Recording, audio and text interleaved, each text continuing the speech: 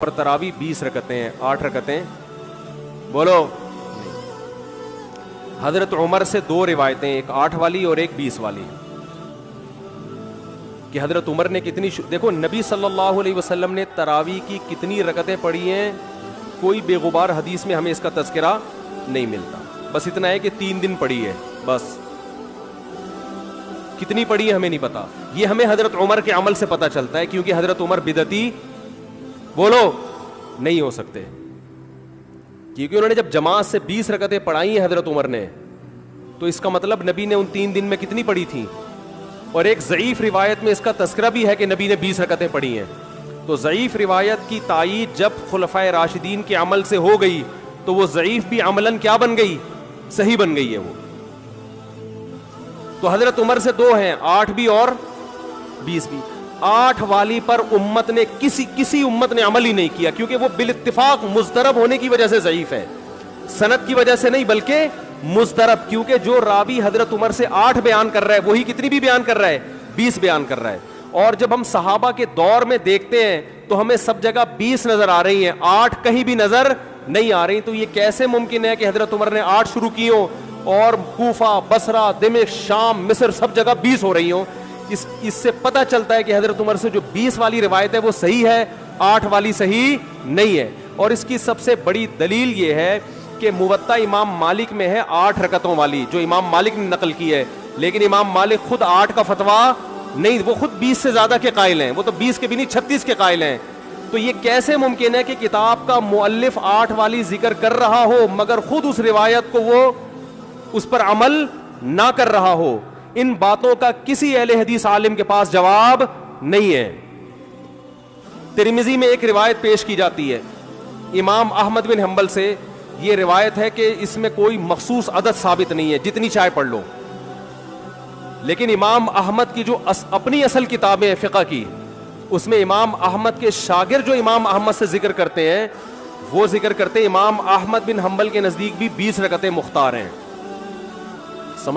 سمجھ نہیں آ رہی میرا خیال ہے بات. تبھی فقہ حنبلی میں تراوی کی رکعتیں کتنی ہیں, 20. اور امام ابو حنیفہ کے نزدیک بھی.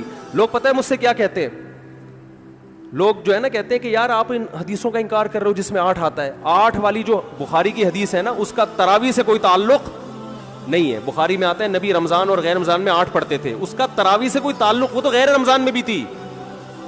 اتنی سینس نہیں ہے یار, آپ ہمیں قرآن و حدیث سکھا رہے ہو اور ہمیں اپنا مقلد بنا رہے ہو, اتنے بڑے بڑے مجتہدین کی تقلید چھوڑ کے. میں لوگوں سے ایک بات کہتا ہوں, ایک قرآن و حدیث وہ ہے جو ابو حنیفہ, شافعی, مالک اور احمد بن حنبل نے سمجھا, اور ایک قرآن و حدیث وہ ہے جو 15ویں صدی کے مولوی سمجھ رہے ہیں. کس کی فہم زیادہ صحیح ہوگی بولو بھائی. ایک قرآن وہ ہے جو انجینئر بیان کر رہا ہے حدیث, ایک حدیث کی تفصیل وہ ہے جو امام مالک بیان کر رہے ہیں, ابو حنیفہ بیان کر رہے ہیں, جن کی 80 ہجری میں پیدائش ہوئی ہے, تابعین میں سے ہیں, جو امام شافعی بیان کر رہے ہیں. تم امام شافعی کو چھوڑ رہے ہو, تم امام ابو حنیفہ کو چھوڑ رہے ہو, تم امام مالک کو چھوڑ رہے ہو, تم احمد بن حنبل جیسے محدث اور فقیہ جو امام بخاری کے استاذوں میں ہیں ان کو چھوڑ کر فالو کس کو کر رہے ہو, انجینئر کو. اور تم کہہ رہے ہو ہم صرف قرآن و حدیث کو مانتے ہیں, ہم کسی اور چیز کو نہیں مانتے. تم قرآن و حدیث کو نہیں مانتے میرے بھائی, تم مقلد ہو, اندھے مقلد ہو. تم قرآن و حدیث کی اس تشریح کو مانتے ہو جو انجینئر کر رہا ہے, اس تشریح کو نہیں مانتے جو احمد بن حنبل کر رہے ہیں, جو ابو حنیفہ کر رہے ہیں, جو امام مالک کر رہے ہیں, جو امام شافعی کر رہے ہیں. یہ بڑے بڑے تابعین, تبع تابعین, مجتہدین جن کو پوری امت نے فالو کیا ہے. تو 8 رکعت کی جو موطا امام مالک کی حدیث ہے, اس 8 رکعت پہ امام مالک نے فتویٰ نہیں دیا. کیوں؟ اس لیے کہ وہ حدیث مضطرب ہے, اس میں راوی ایک بیان پہ ٹکتا نہیں ہے, کہیں 20 بیان کرتا ہے, کہیں 8. جب راوی کے بیان میں تضاد ہو تو حدیث مضطرب ہونے کی وجہ سے رد ہو جاتی ہے. اور میں آخری بات کر کے بیان کو ختم کرتا ہوں, یہ جو تراویح کا لفظ ہے یہ 8 رکعتوں پہ فٹ ہی نہیں بیٹھتا ہے. اس کا بھی میں سوال کر رہا ہوں لیکن کوئی جواب نہیں دے رہا. دیکھو اپنی مرضی کے سوال بنا کے جواب دے دیا کرو تو لوگ واہ واہ کریں گے. آپ میرے ساتھ یہ ہو رہا ہے, میں جو بیانات میں اعتراض کرتا ہوں نا اس کا جواب نہیں مجھے ملتا, خود سے اعتراض بنا کے کیا کر دیا جاتا ہے جواب. جیسے میں نے بتایا تھا کہ حرم میں 4 مصلے تھے, حنفی مالکی شافی حنبلی 4 مصلے تھے نا کئی سو سال تک, جو کہ نہیں ہونے چاہیے, ایک ہی ہونا چاہیے تھا مصلی. تو لوگوں نے اعتراض کیے 4 مصلے تھے حرم میں, یہ دیکھو کتنا غلط, یہ حنفی مالکی ایسے ہوتے ہیں. تو میرا سوال یہ تھا کہ 5واں کیوں نہیں تھا اس وقت؟ اس کا مطلب 5واں فرقہ وجود میں آیا ہی نہیں تھا, وہ اب پیدا ہوا ہے. وہ ٹھیک ہے 4 غلط تھے, لیکن اس غلط کو بھی صحیح ان 4 میں سے ایک نہیں کیا ہے. سمجھ رہے ہیں کہ نہیں بھئی ایک امام ہونا چاہیے, 4 الگ الگ جماعتیں نہیں ہونی چاہیے. لیکن اس کا مطلب 700 سال تک امت یہ سمجھتی رہی کہ اہل سنت والجماعت کے 4 نمائندے ہیں, 4 مکتب فکر, 5واں کوئی تھا ہی نہیں, لہذا اس کا کوئی مصلی تھا ہی نہیں. تو سوال یہ تھا, لیکن جب سوال یہ پوچھا جائے تو ایسے جواب ملتا ہے کہ وہ سوال ہی پی جاتے ہیں. سوال یہ جواب یہ دیا کہ غلط ہو رہا تھا, یہ بدعت ہے, اور یہ بدعت ہے, یہ ناجائز ہے. تو ہم کب کہہ رہے ہیں کہ صحیح تھا بھائی وہ؟ لیکن یہ پوری دنیا میں نہیں ہو رہا تھا, یہ صرف حرم میں ہو رہا تھا. اور اس کو ختم بھی حنبلیوں نے کیا ہے کہ نہیں جی امام ایک ہونا چاہیے, سارے چاہے حنفی ہو شافی ہو اس امام کے پیچھے نماز پڑھیں گے. سمجھ میں آ رہی ہے بات کہ نہیں آ رہی؟ تو سوال یہ تھا کہ 700 سال یا 400 سال تک امت کی نمائندگی ان 4 مکاتب فکر نے کی ہے حرم میں, 5ویں نے کوئی اپلیکیشن بھی نہیں دی. اس کا مطلب 5واں تھا ہی نہیں. اور جو آپ یہ مختلف الفاظ بیان کرتے ہو کہ امام احمد بن حنبل اہل حدیث تھے, فلاں میں اہل حدیث تھے, تو امام احمد بن حنبل اگر اس طرح کے اہل حدیث تھے تو پھر امام احمد بن حنبل کے فالوورز کو اہل حدیث کیوں نہیں کہا جاتا ہے, حنبلی کیوں کہا جاتا ہے؟ نہیں آ رہی بات میرا خیال. یہ ایسے ہی ہے جیسے جماعت المسلمین والے کہتے ہیں کہ ہم نبی کے دور سے ہیں, اور پھر بخاری میں دکھاتے ہیں جماعت المسلمین کے الفاظ. او بھائی یہ والی جماعت المسلمین نہیں تھی, یہ تو باقاعدہ آپ نے رجسٹر کروائی ہے 1975 میں. وہ جماعت المسلمین صحابہ کو جماعت المسلمین کہا گیا ہے.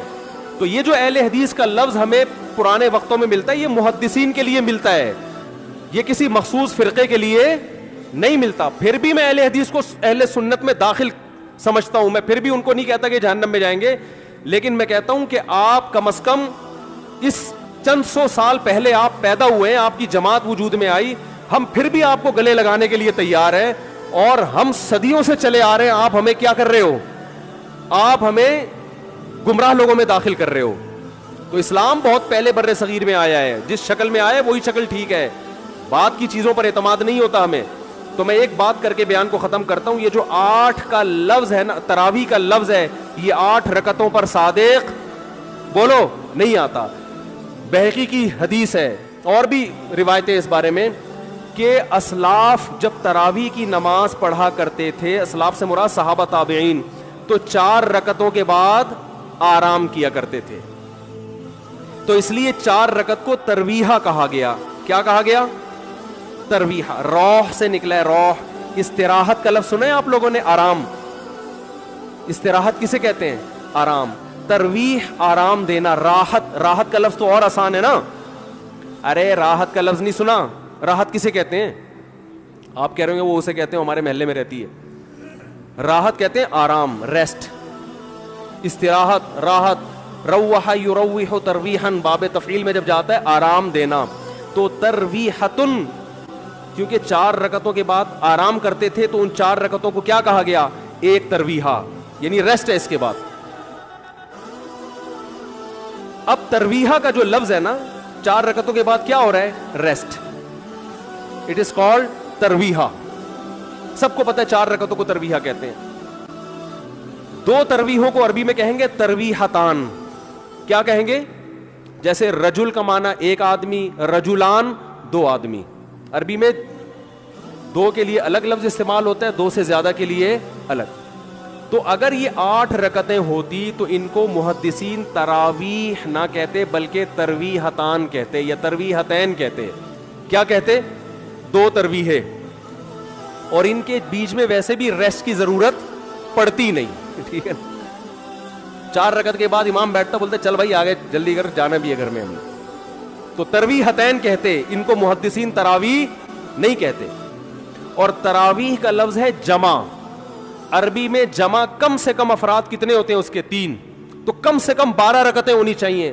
لیکن تراویح بھی جمع کثرت ہے, جمع قلت کثرت. جمع اقصا کہتے ہیں جو بہت زیادہ جمع ہو. تو پتہ ہے 4 رکعتیں کافی زیادہ ہیں تو ان کو تراویح کہا جائے گا. 4 رکعتیں تھوڑی سی بھی ہو تو ان کو تراویح, 3 4 रकतें अगर 3 दफा आएंगी तो उसको भी अला वजहिल कमाल हम पूरे तौर पर तरावी का लफ्ज उस पर सादिक नहीं आएगा। बात आ रही है समझ में कि नहीं आ रही है?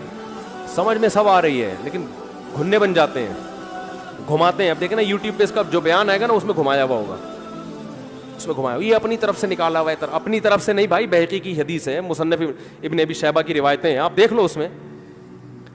लोग कहते हैं हवाला क्यों नहीं दिया मुफ्ती साहब ने? आप इनकार करो, मैं हवाला दूंगा इंशाअल्लाह। आप इनकार करो कि ऐसा नहीं है, हम टाइम बचा रहे हैं अपना। वो मुझे कह रहे थे ना उस बहस में कि मुफ्ती साहब आप दलील दो, जो दावा करे दलील उसके जिम्मे है। मैंने कहा दलील उसके जिम्मे उस वक्त है जब सामने वाले दावे का इनकार करे। मैंने सत्तार भाई को मैंने कहा कि सत्तार भाई तुमने 1 लाख रुपए लिए हैं। सत्तार भाई कह रहे हैं नहीं, हाँ लिए हैं, तो मुझे क्या जरूरत है मैं गवाह पेश करूं कि दलील दूं? वो मान रहा है, तो ये सब मानते हैं। ये तो उलमा जिसने भी हदीस की किताबें पढ़ी उनको पता है कि तरवीह का लफ्ज इसलिए लिखा हुआ है इसमें।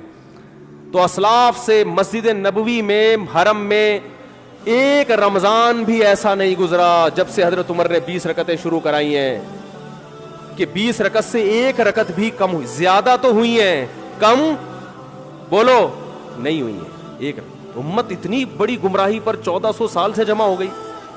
तो मेरे भाई जो आपसे कुरान और सुन्नत के नाम पे बात करे ना, उसे बोले भाई ठीक है मैं कुरान और सुन्नत ही को मानता हूं, मगर कुरान और सुन्नत की वो तशरीह जो इन मुज्तहिदीन ने की है उसको मानूंगा। जो 15वीं सदी के मौलवी कर रहे हैं तशरीह, मैं उसको बोलो नहीं, चाहे वो सऊदी हो। लोग कहते हैं सऊदी अरब में 8 रकतें हर जगह हो रही हैं। सऊदी अरब में आज हो रही हैं, 100 साल पहले के सऊदी अरब में 8 रकतें कहीं भी नहीं होती थी। तो ये कोई सऊदियों का कलमा थोड़ी हमने पढ़ा है कि जो सऊदी अरब में तो बहुत से लोगों की दाढ़ियां नहीं होती, तो क्या मतलब दाढ़ी का इनकार कर दोगे आप?